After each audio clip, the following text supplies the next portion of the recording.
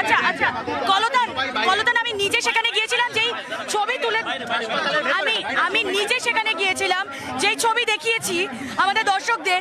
প্রথম আমি যাই সেখানে, সেমিনার রুমের ঠিক উল্টো দিকে ওই রুমটা ভাঙচুর করা হচ্ছে। যেহেতু কাল সকালবেলা সিবিআই এর হাতে চলে যাবে এবং ফলে রাজ্য সরকারের পুলিশের হাতে যতক্ষণ আছে তারা সম্ভবত কিছু চেষ্টা করছে, নানা রকম খবর আসছে।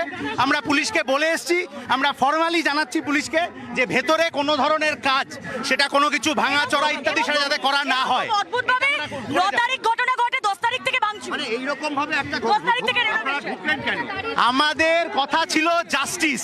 এখন যদি সব এভিডেন্স ট্যাম্পারিং এর সুযোগ থেকে থাকে এখনো অবধি, যতক্ষণ অবধি না এটা কাল সকালবেলা নতুন তদন্তকারী সংস্থার হাতে যাচ্ছে, ততক্ষণ অবধি এই ট্যাম্পারিং এর সুযোগ থেকে যাচ্ছে।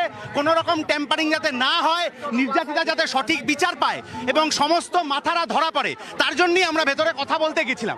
আমাদের